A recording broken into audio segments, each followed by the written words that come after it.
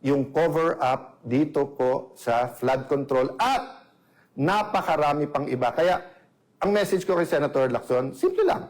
Gusto mo, tumahimik muna ako, meditate, pray, ikaw din. Gumagamit din naman sila ng Facebook. Yan. Na tignan nyo nga sa Senate, bawat salita, tumingin lang ng ganun, gumanon, may sumusunod din, may sumusunod Facebook sa agad. kanila eh, di ba? Oo. Tapos, makikita mo, pati kay Senator Lacson, yung angal ni Senator Marcoleta, pati sa CA, kahit anong committee, ini-edit. Palakpakan muna natin itong si Minority Leader, Senator Alan Peter Cayetano. Sen, maraming salamat sa pagkikipaglaban at paninindigan para sa mga ordinaryong Pilipino. Palakpakan natin. Yun lang ang masasabi ko dito kay Minority Leader Senator Alan Peter Cayetano. Isa sa mga pinakaabangan ng ating mga kasama dito sa PH Update. Ang live nitong si Senator Cayetano. Yan ang ating re-reactan dito sa video na to. Pero bago yan, isang subscribe, masaya na po tayo.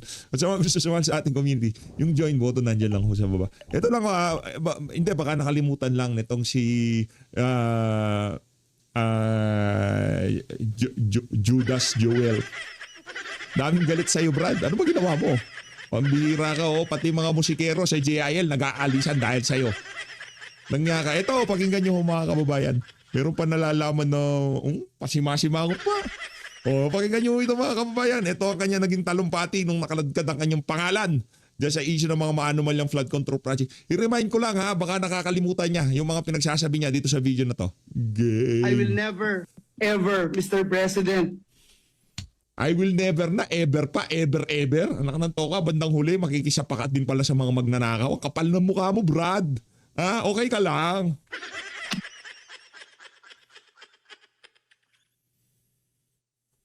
Destroy the name that was given to me by my parents, Mr. President, because it's priceless, Mr. President. Priceless. The Bible says a good name should be chosen than great riches. Pinalaki po ako ng magulang ko na naniniwala ako sa langit at impyerno. Naku, yari tayo dyan. Pinalaki daw siya ng kanyang mga magulang na naniniwala sa langit at impyerno. Anak ng toka, siguro nakalimutan niya ngayong mga panahon na to. Di ba? Naniniwala siguro siya dati nung hindi pa nakakulong si Senator Jinggoy Estrada. Pero nung nakakulong na si Senator Jinggoy, nakalimutan na niya. Paulit-ulit na lang. Ilang beses na po tayong idinadawit. Una sa mga budget hearings, BICAM na, tapos sa GAA. Ngayon naman daw po, nasa unprogrammed funds. Sino po ba ang may kapangyarihan sa unprogrammed funds? DBM? DPWH? Speaker? Senate President? O mismong Presidente? Hindi po tayo ang nagpasok sa unprogrammed funds at madali pong patunayan yan. Lahat ng ginagawa natin, verifiable. Ang mga ebidensya. Ba't tumiklop ka? Kung verifiable naman pala. Di ba? Kasi kung verifiable, ba't tumiklop ka? Kung naniniwala ka pala na wala ka namang kasalanan, kasi si Senator Jinggoy talaga nagpakulong kasi alam niyang wala siyang kasalanan. Ikaw bakit nakipagsapakat ka doon sa mga di umanong nadiliberan ng maleta? Ang tanong, tinanggap mo ba yung binibigay ni Alcantara? Pambihira naman yan, PH. Ayaw ko pumunta sa ganong klaseng pambibenga dito sa mama na to. Ito ang sigurado natin dito. Walang prinsipyo at paninindigan yung Joel Villanueva na yan. Wala na, buboto-boto. Mangangampanya pa tayo para wag iboto yung Judas, yung Joel Villanueva na yan. Ebidensya na ibinabato sa atin, hanggang ngayon wala. At hanggang ngayon, nagkakalap. Ang ordinaryong senador po, wala pong ganyang kapangyarihan. Sabihin mo yan ngayon kung talagang malinis ka. DBM, Presidente, Senate President, Speaker, baka sipain ka rin Romualdez sa mukha. Lahat na lang Bayad ka na, Brad. po, kapag Anong bayad? Hindi ka makukulong. Bulacan daw, kay Joel yan. Flood control. Lahat po ng opisyal na sangkot nagsabi na wala po tayo o si Joel Villanueva na kinalaman doon. Sino ba ang unang nag-expose ng anomalya? Basura. Punta tayo kay Senator Alan Peter Cayetano, ang ating minority leader. Palakpakan. Kung si Joel na lang ang papakinggan natin, makipag-usap na lang ho tayo sa pipi. Mas okay pang kausap yun. At least, di ba, mag-sign lang kayo. At least, kahit sa hand sign lang, sigurado tayo, sincere yung sinasabi niya, di ba? Hindi kagaya nung double talk. Kaharap niya yung mga majority noon. Ganito sasabihin niya, sige. prinsipyo at paninindigan tayo. Papalabas natin yung katotohanan sa Blue Ribbon. Nakakulong si Sen Jinggoy. Sige, kabahala ka na dyan. Basta ako, lilipat na ako. Sira ulo. Dito tayo kay Sen Cayetano. Sen, maraming salamat. Maraming salamat una sa lahat sa ating Panginoong Diyos na araw-araw tayong ginigising para tuloy-tuloy ang ating pakikibaga para mailagay sa tamang landas itong bansa na to. Pangalawa, sa ating mga kasamahan, mga kapanalig sa Senado, sa House of Representatives, mga ordinaryong Pilipino, especially mga OFW. Senator Alan Peter Cayetano, Senator Dante Marcoleta, Loren Ligarda, sino pa? Senator Bato de la Rosa, Jinggoy Estrada. Nagtatago yung isa, dadala sa dahing Netherlands, yan sa nakulong na. Yung dalawa, tumiklop, anak ng tokwa. Pagtitiwalaan nyo pa ba yung mga siraulo na yan? Kaya kung kayo, nagsisimba pa sa GIL, aba, pagsimba lang ho kayo, di ko sinasabing lumipat kayo. Pero maraming alternative. Lang kayo ng ano. Sen. Praise God for this opportunity. Makamusta kayo? Thank you sa lahat ng nangangamusta. Lalo-lalo po Sen, dun sa mga nagprepare. Ang masasabi ko lang sa'yo, Sen, salamat. Salamat sa pagtindig. Salamat sa pakikipaglaban. Salamat sa pagmamahal. Salamat sa iyong prinsipyo at paninindigan. Isang bagsak pa na palakpakan para kay Senator Alan. Maraming salamat. Mahal ka ng sambayan ng Pilipino. Mahal ka ng mga OFW na naghahanap ng katlutasan dito sa mga problema natin sa mga maanomalyang flood control project na to. Maraming salamat, Senator Alan Peter Cayetano. Masaya kami. Nakasama ka namin dito sa laban na to. Alam natin na hindi biro ito dahil ika nga bilyon ang ninakaw nitong mga to. Kaya kung pang susuhol sa mainstream media, kaya ho nila yan. Kaya tayo dito, tayo na lang magtutulong-tulong. I-share nyo ho itong speech na to ni Senator Alan Peter Cayetano. Kahit hindi dito sa video na to, kahit hindi dito, kahit saan nyo makita, kahit sa page, i-share nyo yan. Paabutin na natin ng 10 million views yan. Para mas marami sa ating mga kababayan ang marinig kung ano sasabihin ng ating minority leader. Bigla mas pinapakinggan pa itong si minority leader kaysa dito kay Win Gatchalian. Pray, nag-encourage. At kahit sa inyong mga nagkri-criticize, importante sa ating demokrasya na kung tingin yung tama ay mag-encourage at kung tingin yung mali ay mapakinggan namin ang inyong boses.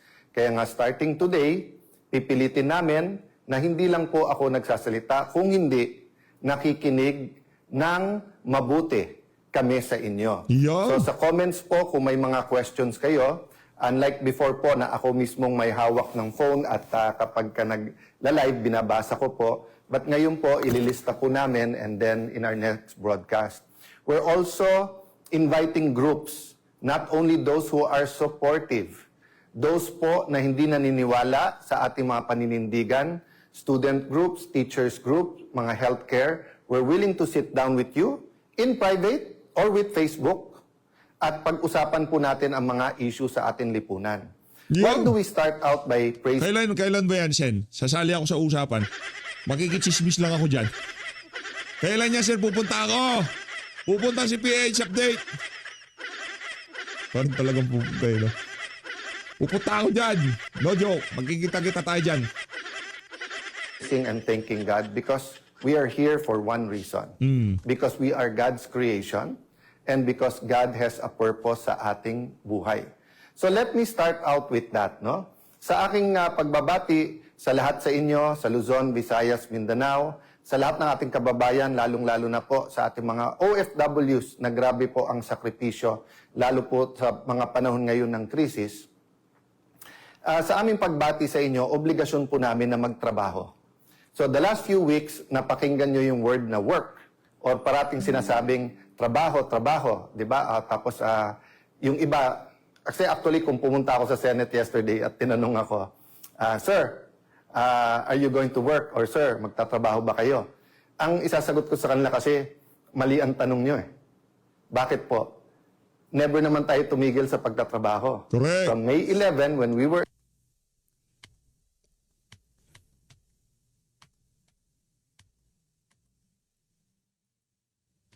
elected as Senate President until yesterday when we were replaced as Senate President, hindi naman tumitigil ang pagtatrabaho. Ang question, anong trinatrabaho natin? What is our work?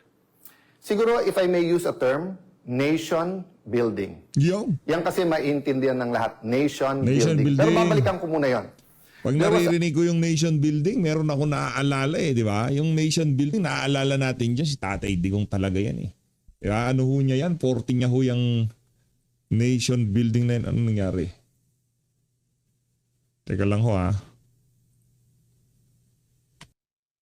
At times sa Bible po Yeah. na alam niyo naman po nung araw ang pagbibiyahe ay meron na rin po silang mga vapor noon or mga bangka. Pero of course, ang most na biyahe ay mga kabayo, donkey, may gumagamit po ng camels, but most people they walk, di ba? They walk. That's why nga po ang mga Hudyo pagkapapasok po sa isang bahay, ang paa ang huhugasan kasi sandalyas, di ba? Wala pa namang on Nike, Adidas, Puma noong mga panahon na yon. Wala rin pong mga hotel, mga Shell, Phoenix, mga gasolinahan na kompleto ng mga restaurant na may Kenny Rogers or KFC or McDo or Jollibee noon. So nung isang beses po na maglalakbay ang mga apostles kasama ang Panginoon Hesukristo, nabasa po ng ating Panginoon Hesukristo ang pag-iisip po ng mga apostles. So nung tinanong po siya, because they were asking each other, nagtatanungan sila, ang tanungan nila sa isa't isa, saan tayo kakain? Saan tayo matutulog? May pera ba tayo? And miracle after miracle, nasaksihan na po nila. So ang sabi ng Panginoon Hesukristo sa kanila, seek first my kingdom and righteousness, and everything shall be added unto you. Yun! So there are many, many lessons there. But what are the relevant lessons for us today? One, seek the kind of nation we want. Di ba? Parati natin sinasabi, ganito ang gusto natin Pilipinas. Actually, mas madalas natin sabihin, ano yung Pilipinas na ayaw natin. Pero we have to Kay Sean Joel, seek safety first. Seek safety first. Bago seek first the kingdom of God, yung sa kanya hindi. Seek safety first. envision the Pilipinas na gusto natin. So, hindi ba pag nagdadasal, let me address myself to Christians, no? Whether you're Yan. Anglican, Catholic, Evangelical Christians, di ba parati nating sinasabi sa Lord's Prayer or Apostles, yung tinuro ng Panginoon Hesukristo sa mga apostles, yung part na sinasabing, your kingdom come here on earth as it is in heaven. Ano po ibig sabihin nun?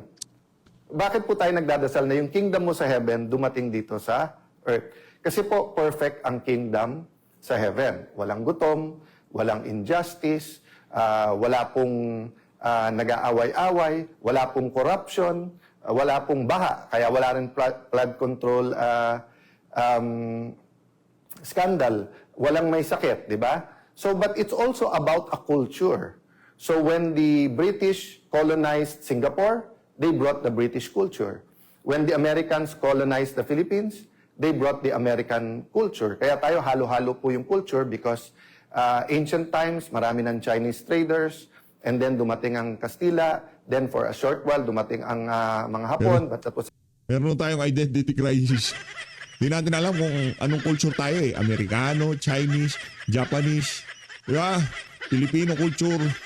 a different story, and then the Americans until Commonwealth. So what's my point? No? My point, lesson number 1, seeking His kingdom, tapos sabi, everything comes to you. Same thing po. If we build the kind of environment, the kind of culture, the kind of nation we want, hindi na natin kailangan pag-usapan yung corruption, yung equality, lack of opportunity, because magiging built-in na yon. So despite miracle after miracle, the Lord Jesus had to remind the apostles, huwag nyo nang isipin anong kakainin nyo. Huwag nyo nang isipin saan tayo matutulog. Huwag nyo nang iisipin na mapapagod ba tayo, saan tayo magpapahinga. Ang isipin nyo, ang kaharian ko at sino ako or yung righteousness ng Panginoon. So, I am constantly reminded, despite po na nagro-rotation po ang bagong 13 o bagong majority sa pag-criticize, I have to keep on message. I have to continue talking to you and explain what we're fighting for. Let me read this and let me ask you if it resonates with you, no? So, syempre, pagka nag-survey, halimbawa tayo ngayon, tapos inisa-isa, anong klaseng Pilipinas ang gusto nyo? Diba? Anong napipicture nyo? Siguro the easiest way to say it is some will say, Sir, parang Singapore. Sir, parang Japan. Sir, parang Switzerland. Depende kung anong napuntahan mo or nakita mo, di ba? What do you think of this? We, the sovereign Filipino people, imploring the aid of Almighty God in order to build a just and humane society and establish a government that shall embody our ideals and aspirations, promote the common good, conserve, develop patrimony, and secure to ourselves and our posterity the blessings of independence and democracy under the rule of law and a regime of truth, justice, freedom, love, equality, peace, do ordain and promulgate this Constitution. So yun, medyo sa umpisa at saka sa dulo, giveaway kasi hindi po to nilikha lang ngayon or sinulat or hindi to chinat GPT or hindi to yung parang survey. Kung hindi ito po yung preamble sa ating 1987 Philippine Constitution, di ba? Ibig sabihin po, ito po ang attempt na i-articulate kung anong Pilipinas ang gusto natin. Can I highlight for today? One, the aid of Almighty God. So doon po sa inyo naman nagsasabing, wag nating isama ang usapin Diyos o ang batas ng Diyos sa batas ng tao o gobyerno. Hindi po mismong konstitusyon natin sinasabi in the aid of the Almighty God. I agree with you if you say na wag natin sabihin ang Diyos kampi kami sa amin or kampi sa inyo o kayo demonyo kami. Ganito. I agree with you kasi nga Judas, Sen. Sen, viral ngayon yung Judas. Judas naman, Judas. dapat we're on God's side. Hindi dapat nating claim na God is on our side, di ba? But yung salita ng Diyos ay importante. So that's number one. Number two, malinaw na malinaw dito. Rule of law, ibig sabihin po, hindi tao yung masusunod kung hindi batas. Di ba?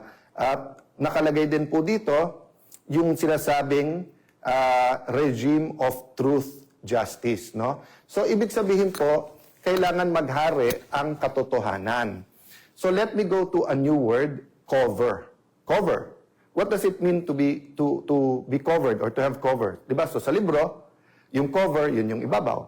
Pero halimbawa, sa ating mga Kristiyano ulit, mga kapatid nating Muslim, Assalamualaikum, let me use the biblical principles and talk a little bit about what is close to my heart in what I've learned dun sa biblical principles.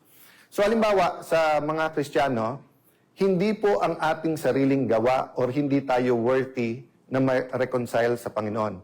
Pero paano yun? May utang tayo, may kasalanan tayo. We are covered by the blood of Jesus. You are covered, di ba? So pag sinabi kong halimbawa, George, in advance mo 3 months na sweldo.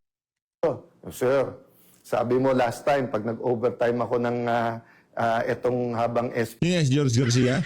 Joke lang. di ka, covered na yung utang ko. Di ba? Bayad na yon. So, napaka-importante po ng word na cover. Okay. Having said that, ano po ang ibig sabihin pag sinabi natin na ngayon na recovered? Ibig sabihin, na-cover dati, nawala, nire-recover mo. Di ba? So, for example, during the time of President Aquino and the first half bago nung pandemic, President Duterte, napakaganda ng ating ekonomiya. Nagkaroon ng economic recovery. Diba? Na-recover. Nag-recover ang ating ekonomiya. But simula nung pandemic, nagka-problema, and then gumanda-ganda after the pandemic, then ayun, sunod-sunod. Yung ating flood control scandal, actually, ano lang po yun. Yun siguro ang pinakamalaki. Pero napakadami pa na systematic corruption na hindi na pag-uusapan. And then, of course, nangyari itong Ukraine-Russia conflict at tapos yung Middle East, nakakatapos lang pero we still feel the effects. So what I'm saying, again, our economy is suffering. We have to recover. Okay. So in terms of nation building, yung 13 po ngayon o yung majority led by Senator Lacson, Senator Soto, Senator Win Gatchalian, of course, as the Senate President, the two Senator Tulfos, Rafi, and Erwin, I will not take it away. They want to build a nation. Don't take it away from us, yung aming pong grupo, want to build a nation. So, good faith po tayo. Meron kayong vision of a nation you want to build. Meron kaming vision nung gusto natin i-build. Pero tanong ko, anong regime? Regime of truth and justice ba? Kasi kung regime of truth and justice, let me tell you, mga kababayan, there are two groups now. Those who want to uncover the truth and those who want to cover up the truth. Iyan. Dalawa lang po ha. Dalawa lang po. So pwedeng one who wants to uncover, di ba? One who wants to cover up. O, ulitin ko ha. One who wants to cover up, wants to uncover. O, so dalawa lang parati yan. Dalawa lang ha. Kung ano man ang ating kulay, politika, ang punto po, we have to meditate, we have to pray, we have to make a decision. Bakit po? Mali-maleta ang reward kung ikaw ay para doon sa cover-up. Pero, napakalaki ng mga consequences. Kaso, bashing, tatanggalan ka ng kung ano-ano. Basta, ipa-file lang ka ng cyber libel kapag ka ikaw ay for uncovering the truth. That's just the nature of things. Whether you talk about organized crime, whether you talk about slavery, whether you talk about all the injustices in the world, those who want to keep the injustice, those who want to cover up, usually have the resources. Kasi kumita sila doon eh. Di ba? Nandoon yung kayamanan ng mundong ito eh. But those who want to uncover the truth, to reveal the truth, di ba? To show the truth. So why is this important? Because, for example, we're an agricultural country, di ba? Gusto natin hindi lang to produce our own food. We're an archipelago, pero nag-i-import tayo ng isda. Nakakakain tayo, pero magsasaka natin, hindi nakakakain. Mga anak nila ayaw na po maging magsasaka kasi walang pera sa pagiging farmer. And there are a lot of good programs, di ba? But habang ninanakaw lahat ng pera, habang mali-maleta ang pera, habang ang hindi lang naman flood control, di ba? Pati yung irrigation, ninakaw din yun. Ilan regimes ang dumaan, pati fertilizer, di ba? Tubig ang binigay nung before sa ating mga farmers. So what I'm saying there is that in any home, in any building, in any nation, foundations are important. So kapag ka ikaw ay gumawa ng isang bansa, ang pundasyon niya ay sa buhangin, gigiba yun. Gigiba po yun. Kasi hindi tama ang pundasyon. So kailangan ang pundasyon natin katotohanan.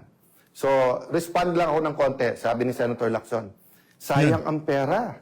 Nung si Alan Cayetano ang Senate President, 700 million ang nagastos. Sabi ko, saan kaya galing yon? Tapos, sabi ko, total, magaling mag-divide. Sila Senator Lacson, very divisive. Dinivide ko. Kasi ang ginamit niya, 28 days daw ako naging Senate President. So, tignan niyo po multiply muna, multiply. Multiply mo ang 25 million na sinabi ni Senator Win na gastos ng Senate a day, i-multiply mo yon sa 28 days and, baliktarin mo naman, division. 700 divided by 28 days is 25 million. Yun din naman ang ginawa ni Senator Win. Tinignan niya lang yung budget ng Senado, tapos dinivide niya, nakuha yung 25 million a day. So nasaan yung intellectual dishonesty? Nasaan ang pagtatago ng katotohanan? Simple lang. Kapal talaga ng mukha ni Ping Lacson, no? Di pa kaya magretiro yung okluban na yun, no? Wala na naitutulong sa bayan ng Pilipino na kung ano-ano pa sinasabi sa media. Nabasa ko yun. Yung tipong sayang yung pera. Meron siyang ganong hanas eh. Po. Kahit sino po ang Senate President, 25 million a day ang gastos ng Senado kung ganun kasimple ang computation mo. Meaning, yung budget ng buong Senado divided by the number of calendar days. Di ba? So, may nabasa po ako, sorry, nakalimutan ko kung sino mismo nagsabi. Sabi niya, statistics is like a bikini. Ulitin ko statistics is like a bikini. Why? What it shows is very revealing, but what it hides is essential. So makikita niyo po, ni-reveal niya, parang pang-intriga, di ba? Kasi magaling naman talaga sila mang-intriga eh. Si Ping, Nagka-take turns expertise lang yan. naman po. Si Raffy Tulfo, si Erwin Tulfo, si Senator Ping Lacson. Ping, number Tapos yung one. iba sa grupo nila, yung tag team lang yun. Para, kayo naman manginis kay Alan. Kayo naman magkalat ng hindi totoo. Kayo naman magkalat ng ganito. Oo. Palabasin natin ang gulo-gulo. Di ba? Again, ano yung intent? Para hindi malaman ang buong katotohanan tungkol sa korupsyon sa ating bansa. But let's be intellectual. Napaka-noble ho ng pinaglalaban na to ni Shen Cayetano. Kaya tayo hindi ho natin bibitawan to. Mag-abot tayo kung saan tayo aabot, hindi natin hindi tayo titiklop dito sa usapin na to. Susunod na henerasyon hong nakasalang-alang dito. Nakasalalay dito.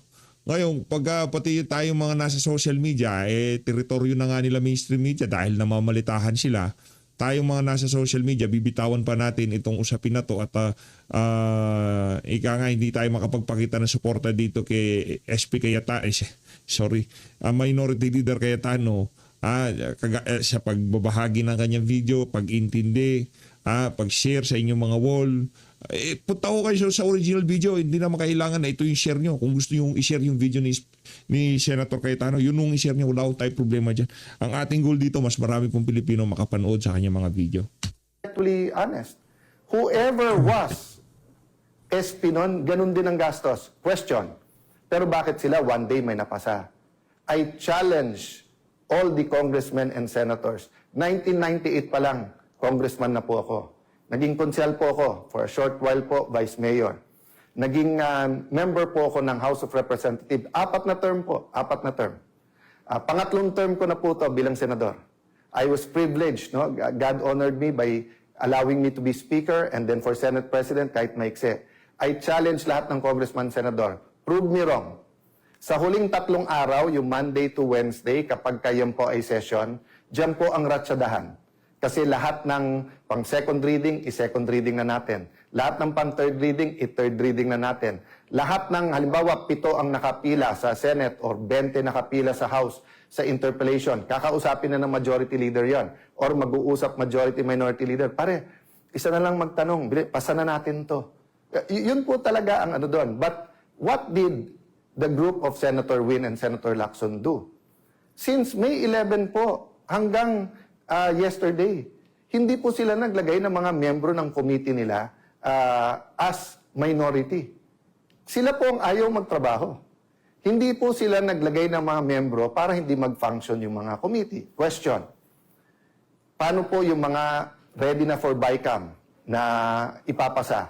Yung po ay inauthorize namin. Tatandaan nyo po, May 13, yung pong inatake ang Senado, yung pong sa NBI na sinasabi lang ngayon na halatang halata na ngayon ay part ng kanilang plano na sa aming binibintang. Alam nyo po ba na the next day po ay meron pong BICAM tungkol sa voucher system sa DepEd. Yun po ay nakakasana sa House of Representatives. Nag-confirm ako, tinawagan ko mismo si Speaker D na pupunta po ako doon. Tapos nagkagulo. Kinancel nila po yun. Kung hindi ako nagkakamali, si Senator Bam Aquino ang chairman nun, ang magpapatuloy nun. Meron, napakarami pong hearing. Yung hearing si Senator Pia tinuloy. Yung kay Senator Pangilinan, nagtanong naman siya sa floor, pero sunod-sunod na batiko sa iba't ibang mga pahayagan at online, kawawa daw yung farmers, dumating po sa Senate, tapos pagkatapos hindi pinakinggan. Kawawa po talaga kasi nagamit sila. Kasi pwedeng ituloy ang hearing. Hindi nila tinuloy. So yung sinasabi po nilang hindi nagtrabaho, waling-waling po yun. No? Walang katotohanan, panay kasinungalingan. No? Mga sinungaling And that's talaga. why yesterday po, ang main na inuna nila ay isang bill na maganda, na gusto natin lahat, na walang ano. Ang joke nga namin, naalala nyo yung 1990s, yung pag tinanong ng bata na, anak, parang wala kang ambisyon. What's your plans? At sasabihin ng anak, ang plans ko, mami, may sampagita, may gumamela, may orchids. Kasi plants pala yon, hindi plans.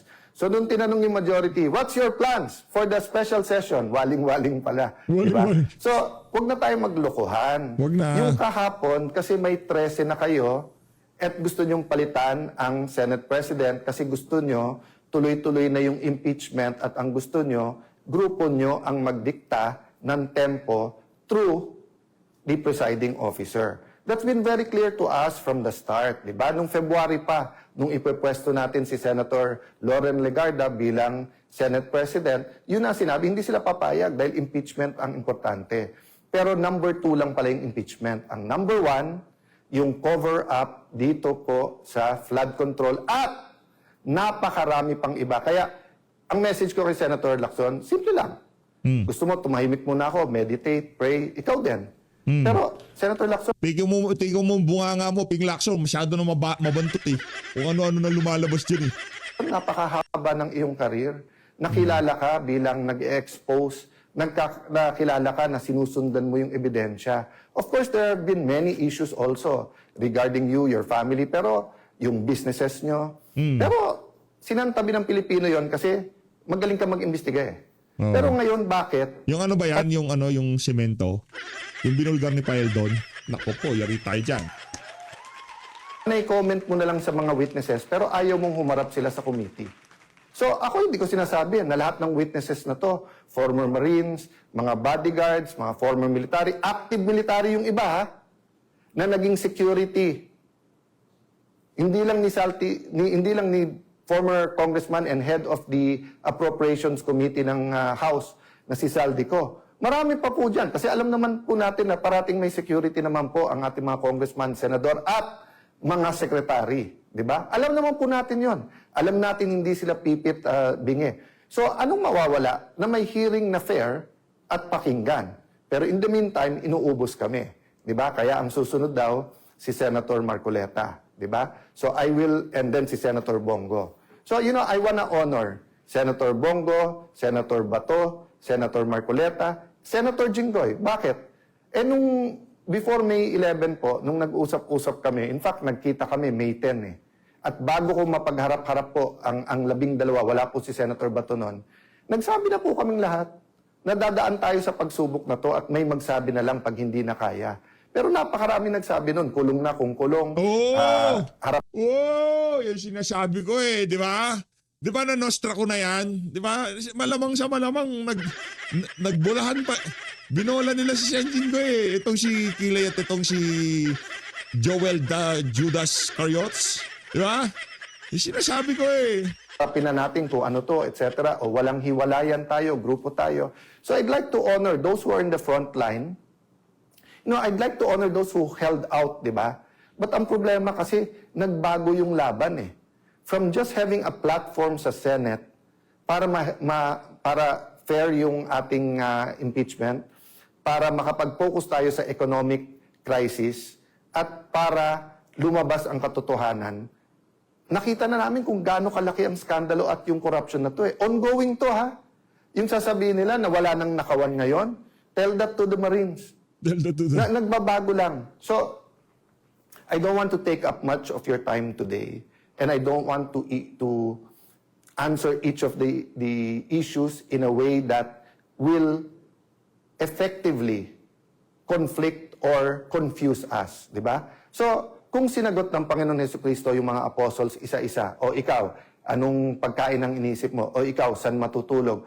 O ikaw, di ba? Kasi they were not all able, may naglilimp din, di ba? So, ang concern niya, merong bang mule or donkey o kabayo na pwedeng sakyan? Those are all valid. Di ba? Kung sasabihin ngayon ng iba, okay, paano tumahimik ka? Gutom na kami, kain muna. Those are valid. And we should discuss that. Pero anong una? What's the priority? No? So, don't get mistaken. I'm talking about the principle. I'm not comparing. Ayan, babaluktutin na naman ng iba. Sasabihin, kino-compare natin ang struggle. God is God.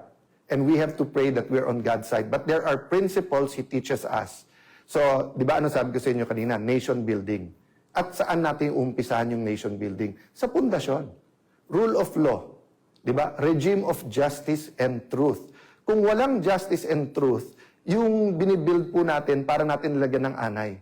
Para natin nilagyan na payat na bakal. Para nilagyan natin ng bakal yan na may kalawang na. Gigiba at gigiba din po yan.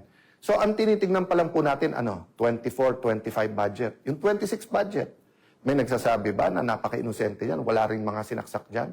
O going back, 2023 budget, ang sabi po ng mga ex-Marines, 2022 pa lang, may deliveran na eh. Tapos, hindi lang DPWH yan. Meron din yan po sa farm-to-market roads. Meron din daw sa school buildings. Meron silang binabanggit na noong 22, 23, BIR. So napakarami po. Alam naman na po natin na may corruption. Again, don't get me wrong. What I'm looking at is the systematical rubbing blind our people in the last few years. No? There are two systemic na pagnanakaw. Di ba? Yung sistema natin sa Pilipinas na may papel ka, kailangan may lagay. Di ba? So, tatlong natin kailangan tignan.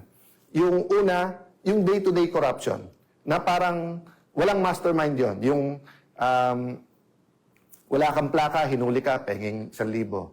Yung nahuli ka, walang driver license, penging 1,000. Magpa-file ka ng business permit, 20,000 lang dapat mo bayad, penging 5,000. Diba? So yun, we will deal with that, and we're dealing with that, and citizens are dealing with that, churches are dealing with that, business groups are dealing with that. Pangalawa, yung systemic, yung ganun na sa Pilipinas, yan ang kalakaran. So we have to deal with that through values, through systems. But Ito pa ho pala isa. Pastor Kibuloy, mas may paninindigan kaysa kay Joel Villanueva. Joel Judas Villanueva. Joel Judas, pambihira. Bagay, no? Mas may paninindigan ito si Senator Pastor Kibuloy. Mas meron ho siyang paninindigan. Ay, pwede naman yung tanggapin yung bayad na ibinibigay sa kanyang istasyon para manahimik tayo. Hindi na ilabas ang katotohanan sa mga kalokohan dito sa kasalukuyang ad. Pwede niya naman gawin yan Pero hindi niya ginawa. O anong nangyari sa kanya? Ayun, kulong. O ito si Jinggoy, pwede naman siyang makisangkot di ba? O sige na, huwag niyo akong kulong. Titiklop na ako, di ba? O. Nangyari, nakulong. May prinsipyo at panindigan. Ito si Joel, good luck na lang sa mga political career niyo, mawalang niya kayo. Kala nyo ganun-ganun na lang. Kala nyo okay na tayo. Ang siraulo ba kayo? talking about the systematic and continuing rubbing us blind now and using the last bastion, which is the Senate, not only to be the rubber stamp, but to be their mouthpiece para maraming issue para hindi tayo tumutok dito. So that's the sad thing, that there is an economic crisis. Naghihirap ang ating mga kababayan. So kailangan natin isabay yun, pero hindi natin pwedeng ilihis ang usapan. So in behalf of the senators I represent, in behalf of the people praying for us, in behalf of students, farmers, healthcare workers, OFWs, seafarers, na sinasabing, boss, may pag-asa pa ba ang Pilipinas? Naku po. Boss, boss, hindi kami nawawalan ng pag-asa. Huwag niyo kaming bossin, kayo boss namin. Ilan politiko na ang dumaan na kayo boss? You do not cover up from your boss. You tell the boss the truth. If you tell your boss lies, he will fire you and even put you in jail.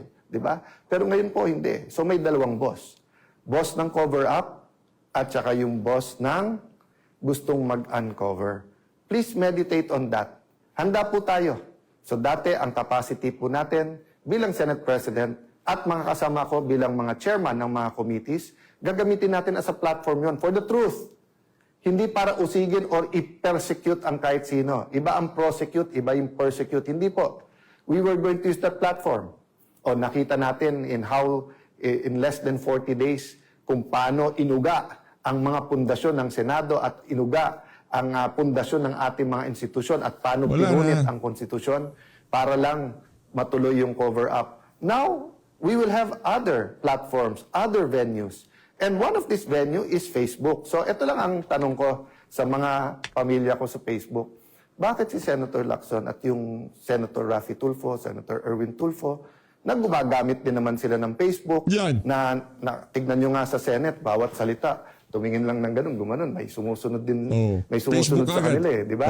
Oh. Tapos, makikita mo, pati kay Senator Lacson, yung angal ni Senator Marcoleta, pati sa CA, kahit anong committee, ini-edit, pinapaganda yung itsura, di ba? Yung sa NBI, hindi ko alam, totoo ba yun, yung talagang nag-ayos na nung hearing. Or everyone is aware that it's not only mainstream, meron din social media. Ba't kayo galit na galit pag nagpe-Facebook ako? Ang hilig nyo rin mag-Facebook. So sasabihin Isipin niya, may nagpe-Facebook yan, may post yan. Kapal ng mukha. Ang problema, inggit sila kay Senator Joel, Si Judas pala yun. Sorry, mali. Ang problema, ingit sila dito kay Senator Alan Peter Cayetano kasi pag nag-live to, mababa 10 milyon. Ganon siya kalakas. Ganon siya kalakas. Ang bihira. Solid ho siya, solid. Sa totoo lang, yung, nasa ano naman kasi niya yung the way na mag-deliver siya kahit walang sound effects, napakalinaw, napakahusay ng pagdi-deliver niya, napakagaling ho talaga.